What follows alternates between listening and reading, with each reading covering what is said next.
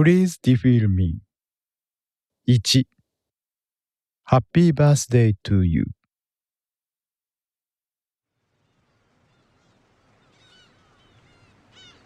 ウミネコの鳴き声が秋晴れの空で弧を描いている。ミャウミャウという音色はまさに猫で、海を知らなかったドクターは当初それが頭上から聞こえることの不思議に首をかしげていた。だがこの自然豊かな田舎町に住んでもう10年だ。潮風の心地よい海岸に面したウッドデッキで日記をつけるのがドクターの日課になっていた。万年筆の手を止め、ドクターは長い前髪の隙間からウッドデッキ横の庭を眺める。そこにはヤブツバキ、ビワ、サンゴジュといった潮に耐性のある木々が植えられていて、ベンジャミンにとっても気に入りの場所になっていた。幹で爪を研ぎ、するりと梢まで登って赤く熟れたサンゴジュの実の香りを注意深く嗅いでいる。ベンジャミン、その実は食べられないぞ。もう何度目になるか。ドクターはかすかに苦笑しながら注意した。数日前に生まれたばかりのベンジャミンは見るものすべてに興味津々で、目を離すと何をするかわからない。ドクターの声を聞いたベンジャミンはサンゴジュの実から顔を上げてにっと歯を見せた。糸切り歯が八重歯のように尖っている。ドクター、いい景色だぞ。その弾んだ声には言外に一緒に見たいという願望が含まれていた。これも何度目になるか、ドクターは切れ長の目を細める。よかったな。私は登れないから何が見えるか教えてくれ。でかい水たまり。海だ。あと俺と鳴き声の似た白黒のやつ。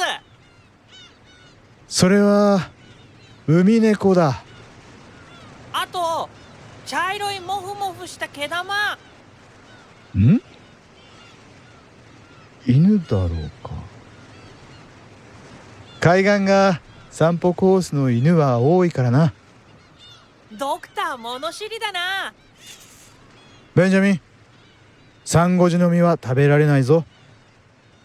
男所帯にまた一人、ベンジャミンが加わってからは日がない一日、そんな調子で時間は過ぎていく。何もかも効率化された2071年において、そこはまるで20世紀初頭で時を止めたようなだだっ広い木造の平屋だった。10年前からこの家に住み始め、寝食を惜しんで理想とするペットの創造に人生を捧げてきたドクターの研究が結晶したのがベンジャミンだ。ここ数日、ドクターは彼に振り回されっぱなしだった。サンゴジュの実を食べないように言い含め、あまり上まで登ると枝が折れることを教え込み、カウチで爪を研いではいけないとルールを作る。まるで母親だとドクターは小さく吐息する。この数日で彼は世の子供を持つ親たちをいたく尊敬するようになっていた。せわしなく木々の上を移動していたベンジャミンだが、小さな打楽器の音を大きな三角耳で鋭く捉えると、木の上からドクターの方をじっと見つめる。そのライムグリーンの大きな瞳には新しいものへの好奇心がランランと光っていた。3メートルほどの高さから体重を感じさせず身軽にウッドデッキまで大ジャンプする。着地するとき、シャンと鈴が音を立て、ドクターは顔を上げた。先ほどまで高みから自分を見下ろしていたベンジャミンが木製のテーブルの下に縦膝をつき、手元を覗き込んでいることに驚く。これほどの身体能力とは。これなんだ？だがベンジャミンの無邪気な問いに現実に引き戻される。あ、しまった。夕食の後ケーキと一緒に送る予定だったのだが。ドクターは何秒か心の中でそう嘆いたが、その予定は家主のアルが立てたものだ。アルが仕事を終えてから夕食前にラッピングすると言っていた。しかしベンジャミンは止まりかかってかすかに音を発しているそれをちょいちょいと拳でいじって確かめている。興奮している証拠に黒い瞳孔が丸く開いていた。彼は人間の子供とは違うのだ。十分に楽しんでいるのが見て取れて、ドクターは種明かしをしてしまおうと考えた。ベンジャミン、なんだ？見ていろ。そう言って小さな木製の四角を押さえ、横に突き出たレバーをつまんでネジを巻く。メロディーが流れ出した。ハッピーバースデートゥーユーの旋律だった。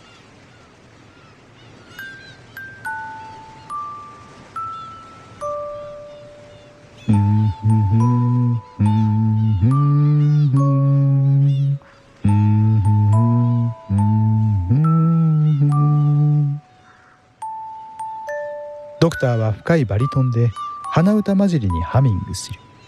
ベンジャミンはその古ぼけた四角とドクターの顔を何往復も見比べて、長い尻尾をピンと立てていた。猫が尻尾を立てるのは機嫌の良い時だ。ドクター、なんだそれ、すごく楽しい。これはオルゴール。メロディーを奏でる。曲はハッピーバースデートゥーユーだ。お誕生日おめでとう。そうだ。誕生の記念として私はお前に首輪とピアスを送った。これはあるからのプレゼントだ。彼が生まれた時に両親から贈られたものらしい。あるにもあるのドクターがいたってことか？人間はベンジャミンみたいに培養カプセルからは生まれない。父と母がいて、母親の体内で育って生まれる。へえ、人間ってすごいな。そうだな。大切な品をもらうのだから、後できちんと礼を言うんだぞ。わかった。その時、猫の鳴き声が聞こえた。その去勢したオス猫特有の高い音階は、腹がすくとこのウッドデッキの置き餌を食べに来るラックだった。黒猫のブラックから B を足りなくしてラックと名付けられた通い猫だった。ラックはひょいとウッドデッキに乗ってきて一声泣いた。ベンジャミンとは誕生初日に挨拶を済ませていて相性がいい。今日は腹が減ったというわけではなく、ベンジャミンに会いに来たようで、二人は鼻先を合わせて猫のごきげんようをした。そのままラックは塔で編まれたカウチに乗って昼寝をしようとベンジャミンを誘う。それに応えてベンジャミンは腹にラックを抱き込むようにして横たわった。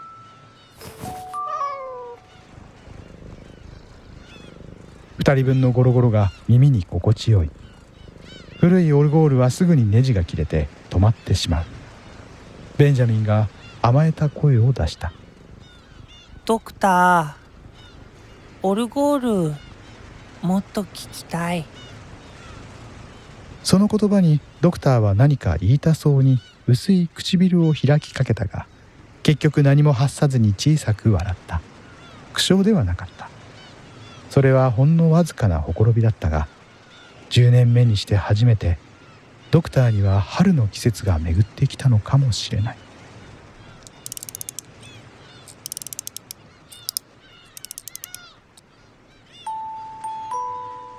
オルゴールのネジを3回巻き終わった頃、ベンジャミンは幸せそうに腹を見せてカウチの上で眠りについた。